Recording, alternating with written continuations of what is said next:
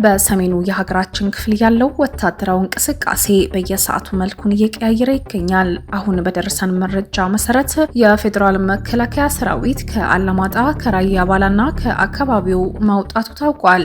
ይህ እርምጃ በራያ ግንባር ላይ አዲስ ወታደራዊ እውነታን እየፈጠረ ይገኛል። ሰላም ጤና ይስጥልን፣ እንደምን ቆይታችኋል? ይህ ሪከርድ ዞን ነው። ወቅታዊ መረጃዎችን ወደ እናንተ ለማድረስ መጥተናል። ቻናላችን ላይክ፣ ሼር፣ ሰብስክራይብ በማድረግ አዳዲስ መረጃዎች ይከታተሉ።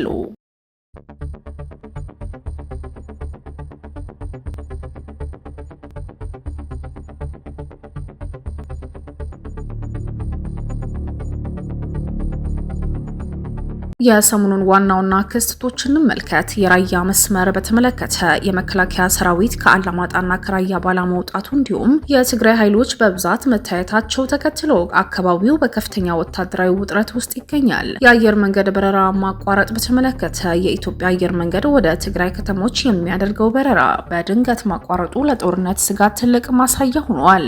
የጠለምቲና በጎንደር አቅጣጫ በጠለምቲ አቅጣጫዎች በሰው ኃይል እና በድሮን የታገዘው ውጊያ መቀጠሉ የሚታወስ ሲሆን የሽረ ማይጸብሪ መንገድም መዘጋቱ ተገልጿል። የፋኖ ኃይሎች ደግሞ በጎንደር ማይጸብሪ መስመር ላይ የመንግስት ረዳት ኃይል እንቅስቃሴ ለመግታት መንገዶች መዘጋታቸው ተሰምቷል። ይህ ሁኔታ የ2013ቱን ክፉ ትዝታ ዳግም እንዳይቀሰቀስ ብዙዎች በስጋት እየተጠባበቁ ይገኛሉ።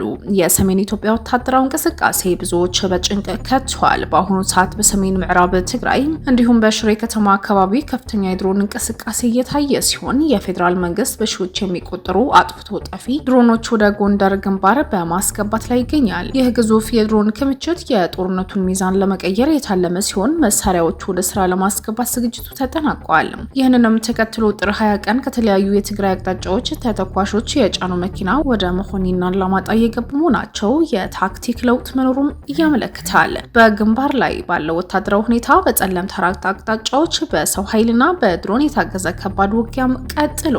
የመከላከያ ሰራዊት ከአላማጣ ወጥቶ በቆቦ የሰፈረ ሲሆን ይህ በቲዲኤፍ በኩል ሊሰነዘር የሚችል ጥቃት ለመከላከልና ኃይልን አጠናክሮ ለመመለስ የታለመ ስልታዊ ዝግጅት እንደሆነ ይነገራል። ይሁን እንጂ በአግበ ሸገን፣ አዶያነ፣ ጅጅቃና የጭላ አካባቢ የሚገኘው የአርምስሳ መካናይዝድ ክፍል የድሮን ኢላማ ውስጥ መግባቱ በመረዳቱ በከፍተኛ ስጋት ውስጥ ይገኛል። ይህ ኦፕሬሽን በሚስጥር ለመጠበቅ ሲባል ጥብቅ የደህንነት እርምጃ እየተወሰዱ እንደሚገኙ መረጃዎች ያመለክታሉ። የሪከርድ ዞን ተከታታዮቻችን ለዛሬው ያዝናቸው አዳዲስ መረጃዎችን ይመስል ነበር። ወቅታዊ መረጃዎችን ወደ እናንተ ለማድረስ ቻናላችን ላይክ፣ ሼር፣ ሰብስክራይብ በማድረግ ይከታተሉን። ሪከርድ ዞን